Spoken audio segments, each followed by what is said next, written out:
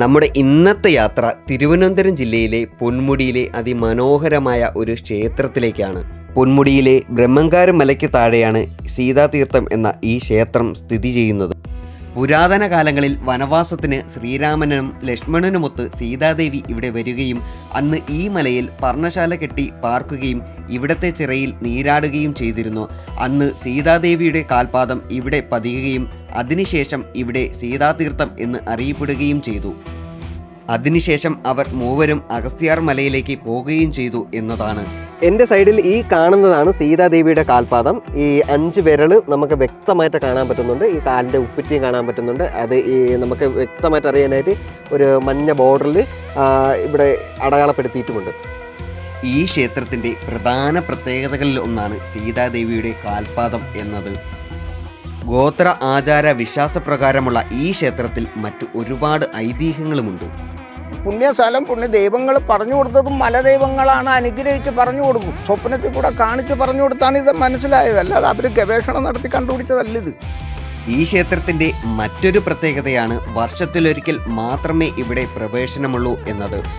ഏകദേശം 300 വർഷത്തോളമായി പൊങ്കാല മഹോത്സവം നടത്തി വരുന്ന ഈ ക്ഷേത്രത്തിൻ്റെ ഈ വർഷത്തെ പൊങ്കാല മഹോത്സവം വരുന്നത് ജനുവരി 15-ാം തീയതി വ്യാഴാഴ്ചയാണ്. പൊങ്കാല മഹോത്സവത്തോടനുബന്ധിച്ച് ഈ ക്ഷേത്രത്തിൽ വരുന്ന എല്ലാവർക്കും ഫ്രീ പാസ് നൽകുന്നതാണ്. പൊന്മുടിയിലെ ആദ്യ ചെക്ക് പോസ്റ്റ് ആയിട്ടുള്ള കല്ലാറിലെ ചെക്ക് പോസ്റ്റിൽ നിന്നാണ് നിങ്ങൾക്ക് ക്ഷേത്രത്തിലേക്ക് പോകാനുള്ള ഫ്രീ പാസ് ലഭ്യമാകുന്നത്.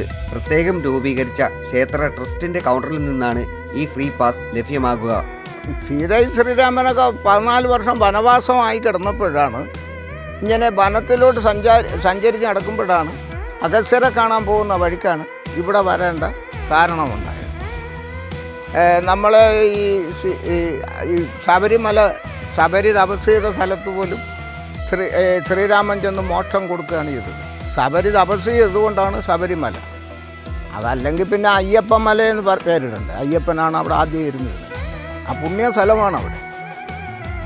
എനർജി ഈ 100% ഉള്ള സ്ഥലമാണ്. അതുപോലെയാണ് ബ്രഹ്മങ്കാലിലും എനർജി ഉള്ള ഒരു സ്ഥലമാണ്. അവിടെ വയർലെസ് സെറ്റ് അമ്മമാർ വെച്ചിരിക്കും. ഹിൽ ടോപ്പിലെ 3D തിയേറ്ററിൻ്റെ സൈഡിലുള്ള വഴിയിൽ കൂടിയാണ് നമുക്ക് ഈ ക്ഷേത്രത്തിലേക്ക് പോകാൻ കഴിയുക. ഹിൽ ടോപ്പിൽ നിന്നും ഏകദേശം 1 കിലോമീറ്ററോളം ട്രക്കിംഗ് ചെയ്താണ് നമുക്ക് സീതാതീർത്ഥത്തിലേക്ക് എത്താൻ കഴിയുക. അതിമനോഹരമായ ഒരു കാട്ടിൽ കൂടിയുള്ള യാത്ര തന്നെയാണ്. അതിമനോഹരമായ കാട്ടിൽ കൂടിയുള്ള ഈ യാത്രയിൽ കുറച്ചു ദൂരം മുന്നോട്ട് പോകുമ്പോൾ ഒരു കാവുള്ളതായി കാണാം. ഈ ക്ഷേത്രത്തിലേക്ക് എല്ലാ ഭക്തജനങ്ങളെയും പൊങ്കാലയിടുന്നതിന് വേണ്ടി ക്ഷണിച്ചുകൊള്ളുന്നു.